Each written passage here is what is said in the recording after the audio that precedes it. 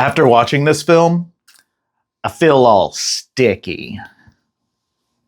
Hey y'all, welcome to The Real Value, where we recap, review, rate, and evaluate all things real, all things watched. I'm Cal, your horror pal, and today we're delving into the minds and bodies of Alison Brie and Dave Franco in Together. Together is a 2025 supernatural body horror film written and directed by Michael Shanks in his directorial debut. The film stars real-life married actors Dave Franco and Alison Brie, of which I did not realize they were married in real life until making this video. It makes sense though, because their kissing scenes and such were way intense, and their chemistry was very believable on screen. Also, Dave Franco, you lucky, lucky man. In the movie, the couple move to the countryside but find themselves encountering a mysterious force that horrifically causes changes in their bodies. So without giving too much away, Together, in my eyes, is layered with symbolism. From codependency to non-binarianism to Platonian Greek mythology, this film really could be dissected in various amounts of ways. But let's start with the superficial, the effects and cinematography. A for awesome. There was only one blemish at the end that I felt they could have worked on a little more to make it seem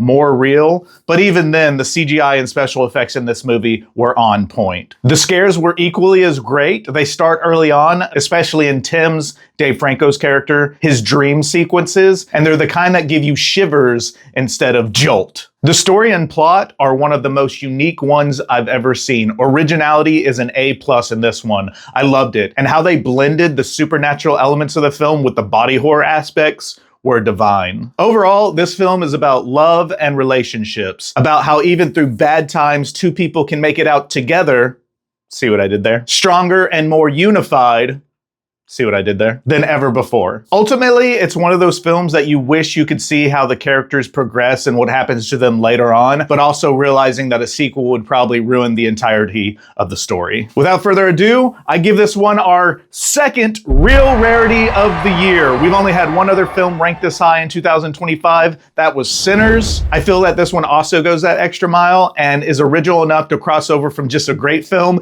and into that next realm of awesomeness. Dave Franco and Alison Brie's performances were stellar. The pacing and atmosphere of the movie were on point. The score and soundtrack is great. And overall, it leaves you with many scenes that'll be stuck in your head post-credits. 4 Scaredy Cals for atmosphere, originality, creepiness, a couple stellar jump scares, and of course, the body horror elements of the film. Thanks to Corey and Joey for being Patreon patrons. If you'd like to help the channel grow, consider a one-time donation to @Jipness on Cash App or Venmo, or by joining my Patreon at patreon.com/therealvalue. Okay, that's it for me.